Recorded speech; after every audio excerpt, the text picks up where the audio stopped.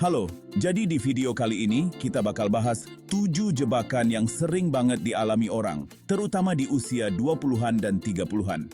Umumnya, orang-orang yang lebih muda sering terjebak dalam hal ini dan bisa bikin mereka kehilangan ratusan juta. Jadi, mending kamu perhatiin baik-baik. Mungkin catat beberapa poin, karena beberapa dari ini bisa bermanfaat banget buat kamu.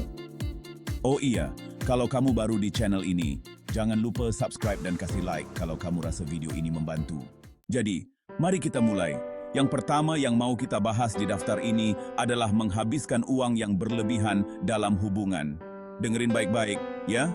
Karena, pertama-tama, aspek uang dalam hubungan seharusnya nggak penting-penting banget. Posisinya jauh di bawah hal-hal penting lainnya dalam hubungan. Tapi kalau kamu berusaha mengeluarkan banyak uang buat impress pasangan, apalagi kalau pendapatanmu rendah, dan kamu coba ajak mereka makan malam seharga ratusan ribu atau jalan-jalan akhir pekan yang biayanya jutaan, itu nggak bijak.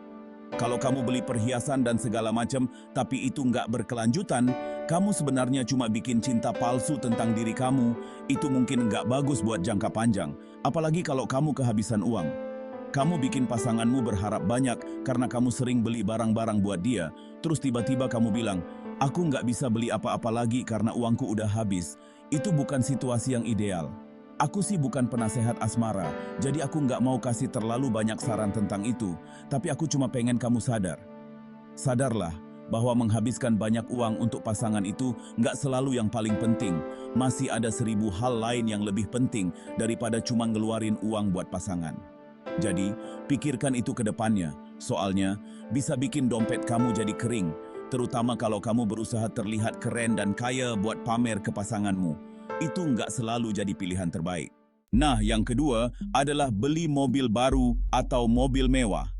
Singkatnya, mobil yang bikin orang jadi cepat miskin, sayangnya, itu bukan keputusan yang tepat. Berdasarkan perhitungan saya, biaya untuk memiliki dan mengoperasikan kendaraan sekitar 35 juta per tahun. Dengar baik-baik, saya bilang 35 juta per tahun. Saya benar-benar kaget saat menghitung betapa banyak uang yang sebenarnya dibutuhkan untuk memiliki dan mengoperasikan mobil setiap tahunnya.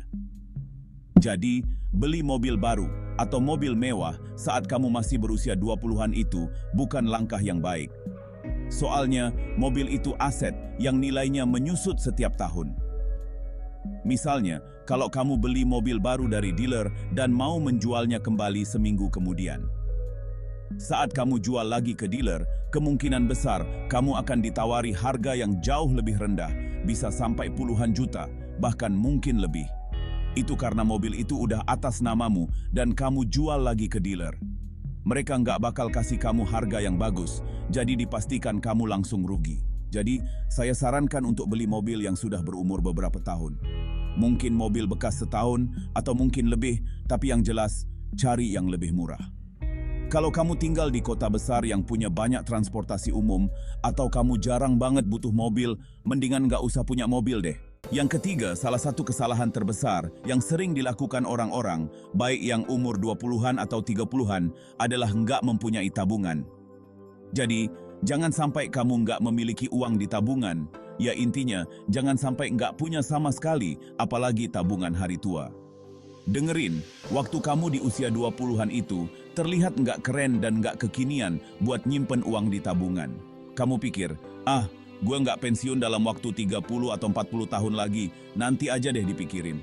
Tapi percayalah, kalau kamu tanya orang-orang yang udah di usia 30-an atau 40-an, mereka pasti bakal bilang, iya, gue nyesel banget kalau dulu nggak nabung lebih banyak buat investasi pas di usia 20-an. Aku yakin banyak yang bakal bilang gitu. Saya saranin, kalau bisa, ambil sebagian dari penghasilanmu dan investasikan, apalagi kalau perusahaanmu nawarin dana pensiun. Saya pribadi bakal manfaatin kesempatan itu sebaik-baiknya. Saya bukan penasihat keuangan, jadi terserah kamu mau ngapain, tapi itu benar-benar kesempatan bagus. Percaya deh, pas kamu ulang tahun yang ke-40, kamu bakal sangat bersyukur karena udah mulai nabung dari usia 20-an. Beda sama kebanyakan teman-temanmu yang bahkan gak mikir untuk manfaatin kesempatan menabung dan baru kepikiran nabung pas udah umur 40 dan baru nyadar. Oh tidak, ini nggak bener gua punya 0 rupiah buat pensiun, dan ini sih nggak bagus banget. Jadi, gua mikir buat naruh sebanyak mungkin uang ke tabungan buat masa tua. Yang keempat, ada juga yang namanya investasi spekulatif. Dulu, gua pernah terjebak dalam hal ini, mungkin kamu juga. Buat orang-orang yang masih di usia 20-an atau 30-an, kadang dapat info saham panas atau kripto yang lagi tren, terus kepikiran buat langsung nyemplungin puluhan juta ke situ, karena berharap semalam bisa jadi miliaran. Dan itu bakal jadi sangat mengubah hidup, tapi apa yang terjadi sekarang, jelas, terlihat ada perbedaan antara berinvestasi dan berspekulasi. Itu sebenarnya adalah bab pertama dari buku The Intelligent Investor, salah satu buku investasi terbaik sepanjang masa. Penting untuk bertanya pada diri sendiri, apakah aku berinvestasi atau sedang berjudi? Kamu harus memahami alasanmu masuk ke dalam investasi tertentu yang baru kita bicarakan. Kita udah ngomongin pentingnya berinvestasi, tapi kamu juga perlu pastiin kalau kamu melakukannya dengan benar.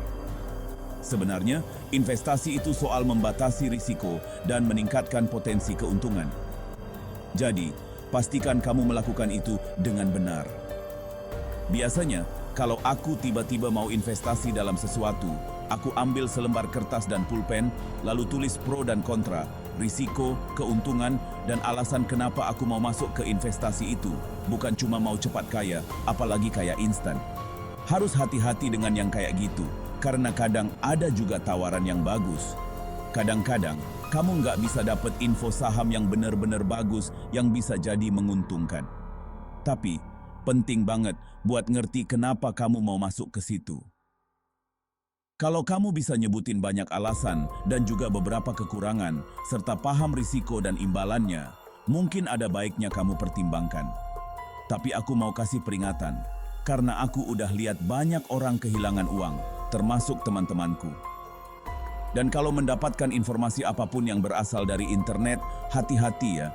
Lu harus pelan-pelan mencerna dan memahami sebelum terjun terlalu cepat, bisa-bisa rugi besar.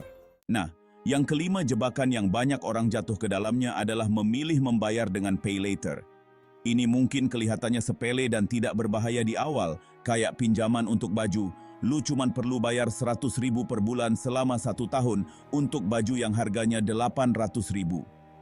Tapi masalahnya di sini adalah, pertama-tama kamu mungkin bayar bunga 10% atau lebih untuk banyak pinjaman kecil lainnya. Tapi semuanya itu benar-benar menumpuk, apalagi kalau kamu terjebak dalam banyak pinjaman dengan tenor lama.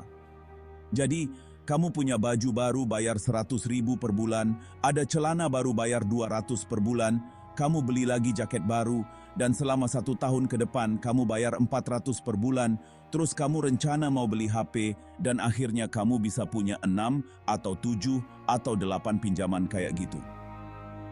Tagihan-tagihan kecil yang mungkin kelihatannya cuma ratusan ribu sebulan atau kurang itu bisa jadi nambah banyak dan bikin dompetmu terasa ketat.